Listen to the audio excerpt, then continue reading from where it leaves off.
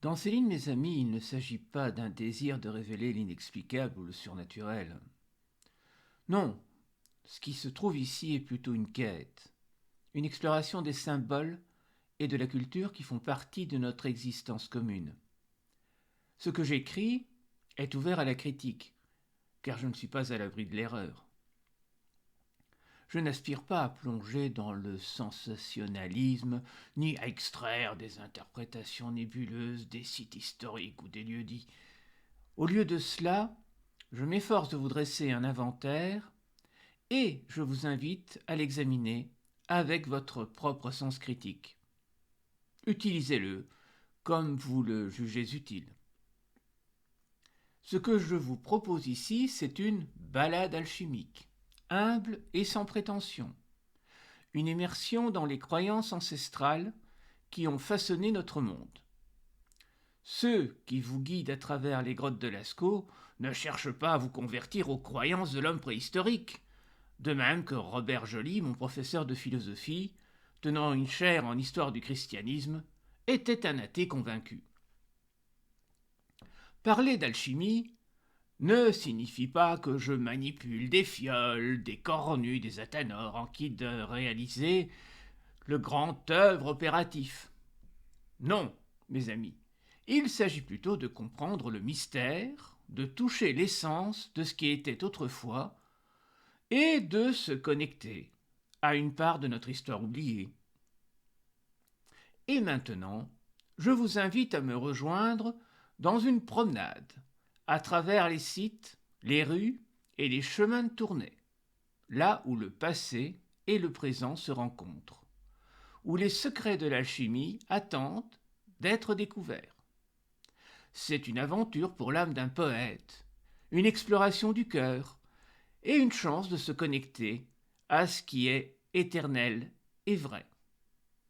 Venez, et peut-être trouverez-vous votre propre pierre philosophale dans les mystères de cette ville ancienne. Tournai sous les bombes. Tournai a subi de graves dommages durant la Seconde Guerre mondiale, comme de nombreuses villes à travers l'Europe à cette époque. Tournai était une cible stratégique. Elle a été bombardée à plusieurs reprises, d'abord par les forces de l'Axe, puis les Alliés. Les destructions ont été particulièrement dévastatrices pour le patrimoine architectural de la ville. Des bâtiments historiques, dont certains dataient du Moyen Âge, ont été gravement endommagés ou complètement détruits. Cela représentait non seulement une perte inestimable en termes de beauté architecturale et d'histoire, mais cela a également eu un impact sur l'identité et la culture de la ville. Les lieux alchimiques n'ont pas échappé au sujet du massacre. Malgré l'étendue de la destruction, quelques sites ont miraculeusement survécu et restent préservés. Ces structures restantes servent de témoignage poignant à l'histoire de Tournai et à sa richesse culturelle avant la guerre. Elles continuent d'attirer les visiteurs et les historiens qui cherchent à comprendre le passé de la ville. De plus, certains noms de lieux à Tournai reflètent son histoire ancienne et peuvent évoquer des bâtiments ou des sites qui n'existent plus. Ces noms servent de rappel subtil de ce qui a été perdu et constituent un lien avec le passé de la ville, même si les structures physiques ont disparu. La reconstruction de Tournai, après la guerre, a été un processus long et difficile. Bien que la ville ait été modernisée et que de nouveaux bâtiments aient été érigés, la perte du patrimoine architectural ancien demeure une blessure dans la mémoire collective de la ville.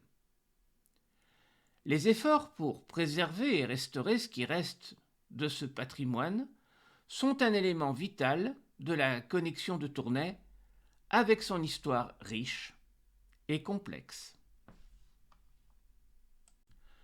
une partie de cache-cache alchimique.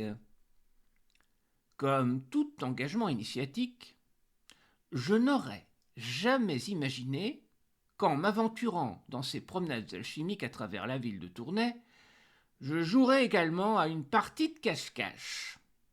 En effet, les Tournaisiens semblent être de véritables petits plaisantins. Ils bougent leur rue à leur guise. Et le pauvre âne que je suis se retrouve parfois à ruer dans les brancards. Je vous donne 2 exemples.